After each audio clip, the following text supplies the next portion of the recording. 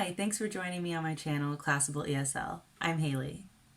Online teachers have so many opportunities right now. The two main options are to either put your profile on a big teaching platform like italki, amazingtalker, preferable, the list goes on, or you can create your own online tutoring business using a personal website. There are definitely pros and cons for each option. In this video, I'm going to give you the rundown of all of the reasons why I do not plan on starting my own tutoring business anytime soon. Number one, advertising. Advertising is a really important aspect of having a tutoring business because obviously you need students. Companies like italki and amazingtalker do all of that legwork for the teachers. They advertise on social media and various places online, and they recruit and onboard new students. And then the search algorithm on these platforms channels students towards teachers. You still need to do some marketing by creating an attractive profile, but beyond that, really, it's just about letting the students choose you and being available at convenient times to attract students. Number two, collecting payment. Online teaching platforms facilitate payment from students to teachers, usually using a credit system. They act as the middleman and they hold on to the funds after the class has been booked until the class is completed. This kind of takes the guesswork out of everything and allows the teachers to focus on teaching and not worry about whether the student is actually going to pay up or how they're going to collect the payments. So it basically just takes all of that responsibility off of the teacher. Teachers who run their own tutoring businesses have to think about how they're going to get payment from each student,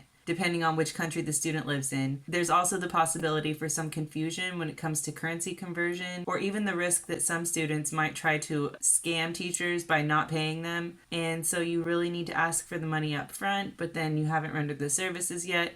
It can get kind of tricky. And on top of that, personally, I'm really Midwestern and I'm super awkward when it comes to asking people for money, even when that money is owed to me. Enforcing policies. This is similar to number two in that in the same way that I'm really bad at asking people for money, I'm also really bad at enforcing policies that students might not like an attendance policy or a cancellation policy.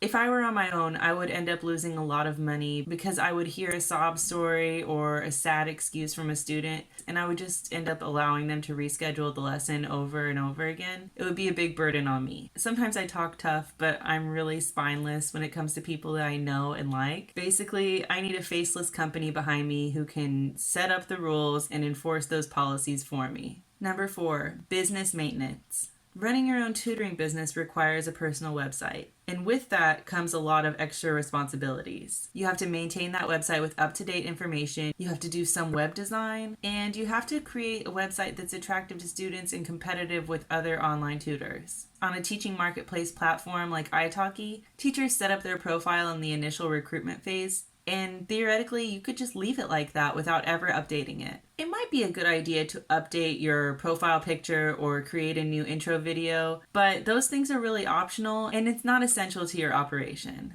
Number five, record keeping. I just don't have any business sense. I hate making spreadsheets. When I accidentally launch Excel on my computer, I have a mini palpitation. I just have no interest in it. So it's nice for me that all of the information is kept there for me. There are records of all the classes I've taught, how much the student paid me for each class, and how much italki took in commission. It's all right there. It's easy for me to access. I'm a tax resident of the United States, and I'd rather not be paying my taxes based on possibly faulty records that I keep for myself. Number six, part-time. I can't really teach full-time right now, nor do I really want to. I think that running my own tutoring business would be more than a full-time job and be way more demanding than even having a full teaching schedule. I'm a work-from-home mom. I'm the primary caregiver to our toddler, and my husband travels a lot. So I really enjoy the flexibility of teaching on italki. I like to have leisure time. I like to have time to travel with my kid. I also like to have time to create content for my YouTube channels. I can see how going all in on a tutoring business would be really great for some teachers who want to dedicate their time to their work and want to maximize their earnings.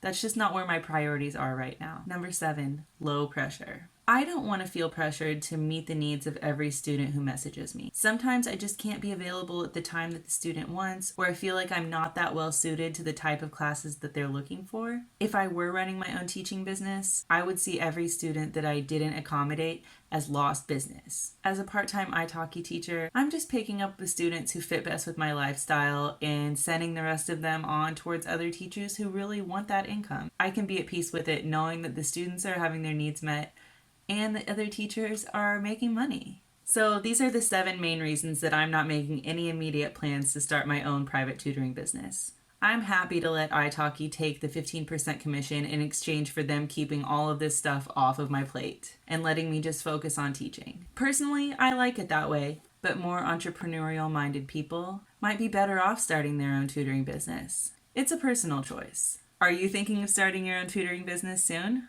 Have you already started working on it? What are the pros and cons for you? Drop me a comment down below and give me your insight. I'd love to hear from you. Thanks so much for watching. Make every class your best class. Bye!